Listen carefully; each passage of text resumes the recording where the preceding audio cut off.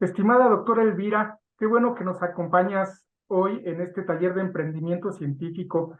La doctora Elvira nos va a platicar de un caso de emprendimiento que ella vivió y que será muy ilustrativo para los temas que estamos tratando en este taller. Adelante, doctora Elvira. Muchas gracias, doctor Carlos George, y muchas gracias por su atención, por invitarme a este proyecto tan lindo. Pues bueno, les comento, yo empecé a dar clases hace mucho tiempo, por ahí de 1993. Yo soy egresada del Tecnológico de Monterrey, estudié ahí la maestría y el doctorado ya lo estudié en una universidad extranjera.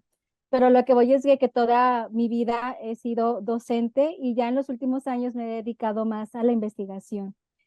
He sido docente de materias de matemáticas, en donde usualmente hay una pues resistencia, ¿no? Hacia al aprendizaje de esta disciplina. No obstante, a mí siempre me ha gustado la didáctica de la matemática, o sea, cómo facilitar el aprendizaje. Entonces, con esa, digamos, preocupación en el mejor de los sentidos, he buscado la manera de hacer la matemática más asequible hacia los estudiantes. Entonces, hace varios años, que será por ahí de los 2000 más o menos, yo daba clases en Prepatec. Entonces yo empecé haciendo cuestiones de juegos, aplicaba juego en las matemáticas, incluso hicimos unas olimpiadas de matemáticas que involucraban juego también, que o sea, no solamente el hecho de que el alumno resolviera un problema, sino que también hubiera un reto físico y era por equipos, y era por relevos, y se hacía un ambiente muy bonito dentro de la preparatoria.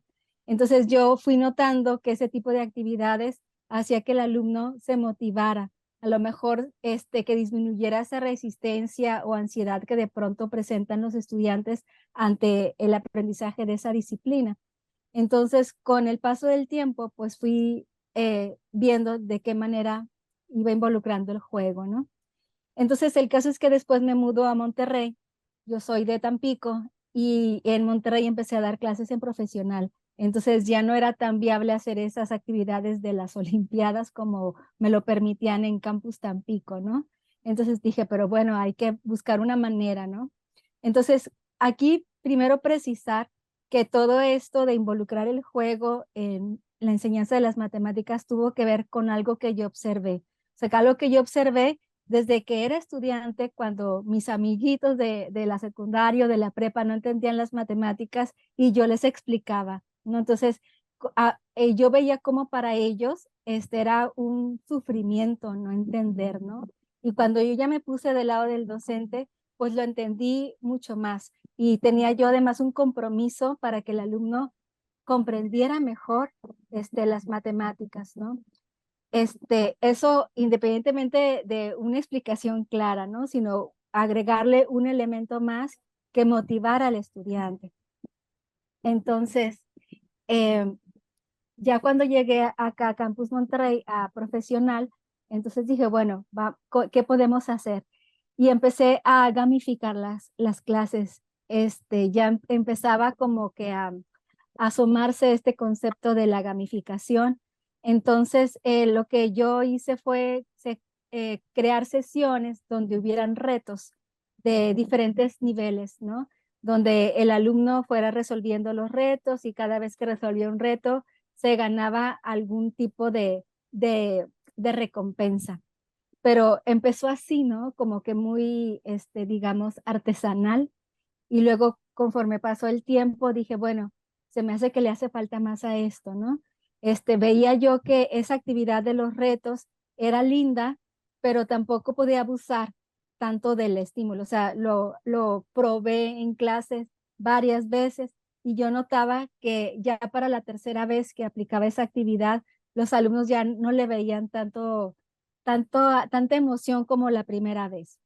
Entonces, lo que hice, dije, bueno, entonces tengo que ir más allá. Y empezó toda esta teoría de la gamificación a desarrollarse un poco más y entonces empecé a aplicarla. Entonces ahí otro elemento, ¿verdad? Empecé a documentarme de lo que había ya investigado por otras personas para yo adoptarlo dentro de esto que yo quería desarrollar, ¿no? O quería perfeccionar. O sea, vean cómo ha ido evolucionando desde las olimpiadas a poner retos en la clase y ahora a esta gamificación que aplico en mis clases. Entonces, lo que hice fue desarrollar un sistema de recompensas basado en una narrativa que yo, a mí porque me gusta, pues de superpoderes, ¿no? Porque cada superpoder pues representaba algún desempeño, habilidad o valor del estudiante. Entonces, cuando empecé con esta narrativa de gamificación, pues no teníamos, pues no tenía los recursos, ¿no? Entonces empecé también de manera muy rudimentaria, con unas tarjetitas enmicadas, donde cada tarjetita era un badge y tenía una imagen diferente de acuerdo a lo que se estaba reconociendo al estudiante. Entonces, y aún así, yo me atreví y empecé a desarrollar instrumentos para poder medir si había un cambio, ¿no? En la actitud de los estudiantes hacia las matemáticas y en el aprendizaje, etcétera. Y pues resultó que sí. Y entonces eso lo empecé a publicar y gracias a las publicaciones, la Universidad de Lima me invita a ser speaker en uno de sus congresos hablando de esto. Entonces comparto la experiencia, parece que están muy contentos porque justamente después de eso seguimos con comunicaciones y emprendimos un proyecto juntos, ¿no? Entonces este proyecto fue en, bueno, ¿cómo hacemos esto de las tarjetitas más asequible para que otros profesores lo puedan replicar en su clase y no tengan que andar haciendo las tarjetitas y dándolas y recogiéndolas? Y que también los alumnos pudieran ver de manera visible, más socializadamente, cuál era su posición, ¿no? En un tablero de liderazgo. Entonces desarrollamos una plataforma que me gustaría mostrarles rápidamente. Esa es la plataforma, se llama Gamit. Entonces aquí puedes iniciar como profesor si lo eres o como alumno, ¿no? Entonces voy a entrar como profesor nada más para que vean rápidamente eh, pues todo este recorrer en lo que ha ido evolucionando, ¿no?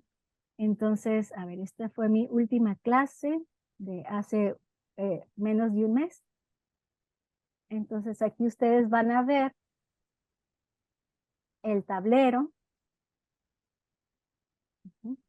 Esta clase era una clase muy peculiar porque era una clase a nivel nacional y tenía 106 alumnos, una cosa así, entonces estaba un poquito largo el tablero, pero lo que quiero que vean es que yo como profesor puedo ver el nombre de los alumnos, pero cuando el alumno entra está anónimo. El alumno sabe cuál es su avatar.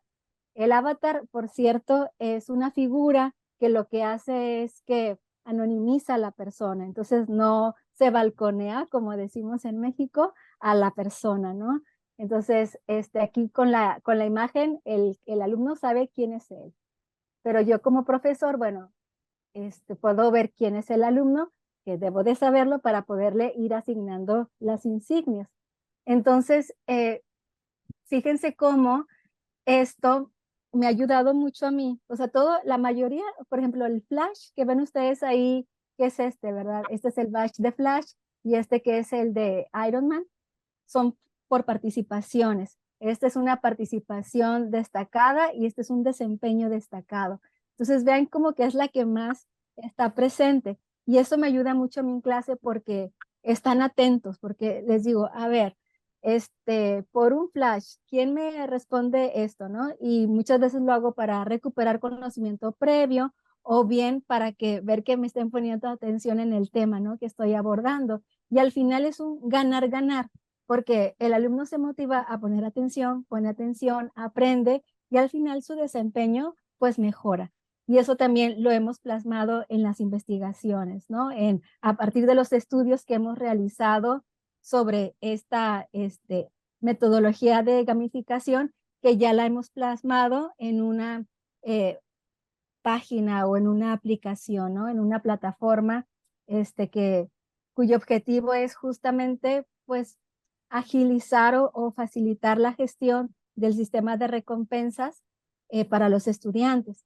Y bueno, también les quiero compartir que hace 2 años un grupo de profesores de Prepa Tech de Campus Ciudad de México se acercaron a nosotros porque querían utilizar este recurso, ¿no? Y lo han utilizado, primeramente lo utilizaron así, nada más la pura metodología, con un tablero en Google, de Google Form, no, de un Google Docs, perdón, y porque todavía no habíamos terminado nuestro tablero. Entonces, el siguiente semestre ya empezaron a utilizar el tablero y fue muy bonito porque vieron la gran diferencia, ¿no? De un trabajo manual a un trabajo ya facilitado por este recurso que desarrollamos, ¿no?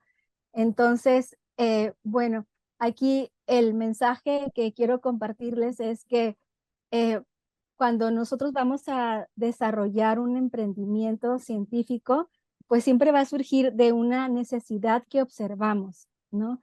Sí es cierto que muchas cosas salen de la creatividad, pero un emprendimiento científico debería de ir más encaminado hacia resolver una necesidad, ¿no? Entonces, en este caso, esto a mí me resolvió una necesidad que yo tenía de facilitar el aprendizaje de las matemáticas de los estudiantes, de que se vieran más motivados y al mismo tiempo facilitarles a los profesores la gestión de esta metodología para que ellos también replicaran y vieran los beneficios en sus clases. Por cierto, con los profesores de preparatoria hicimos un estudio, aplicamos un instrumento sobre las actitudes hacia las matemáticas al principio del curso y al final, ¿no? Y lo que estaba interviniendo en todo el proceso, pues era la metodología. Entonces fue muy interesante ver los resultados finales.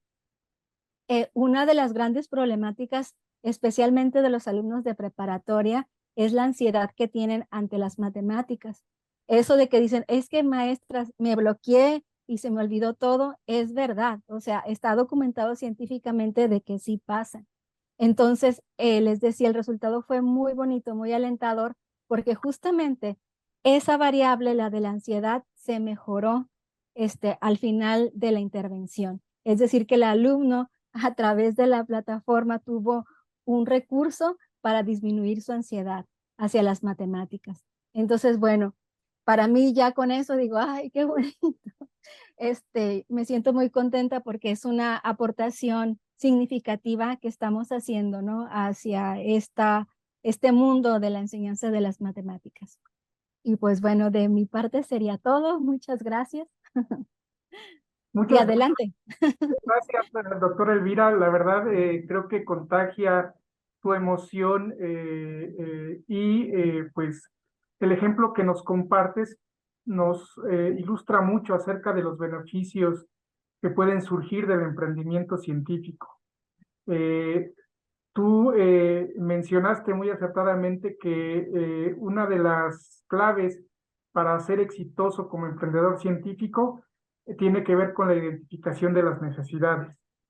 Pero también otra parte muy importante es evaluar la eficacia, la eficiencia de ese emprendimiento científico. ¿Qué nos podrías compartir acerca de la evaluación del impacto del emprendimiento científico? ¿Cómo se hace? ¿Para qué nos sirve? Eh, Adelante. Claro que sí, con mucho gusto. Esto que comenta el doctor Carlos es sumamente importante. En todo este andar de la humanidad siempre hay lo que llamamos innovaciones o emprendimientos científicos, pero para poder decir que realmente es un emprendimiento científico o que estamos hablando de una innovación, pues tenemos que medir el impacto para ver, en cuanto a la innovación, para ver si realmente eso es una innovación, ¿no? Si nos vamos a la definición básica, una innovación mejora lo que ya se hace. ¿Y cómo voy a saber que se mejoró? ¿Verdad? No nada más de que, ay, se me ocurrió una idea y lo voy a aplicar. No. O sea, hay que ver si realmente se mejoró lo que se pretendía mejorar. En el caso del emprendimiento científico es exactamente lo mismo. Uno detecta una necesidad y con ese emprendimiento uno quiere resolver esa necesidad. Entonces hay que evaluarlo para ver si realmente ese emprendimiento está atendiendo a esa necesidad y en la medida que nosotros lo establecimos, ¿no? Cuando generamos ese proyecto. Ujú. Muchas gracias, doctora Elvira. Este caso que nos compartes, va a dar muchas pistas a los participantes para saber la forma en la que pueden lograr un emprendimiento científico exitoso. Muchas gracias pues esperamos verte en otro video en este taller de emprendimiento científico. Claro que sí, con todo gusto y pues les deseo muchísimo éxito y aquí estoy a la orden. Hasta luego. Saludos.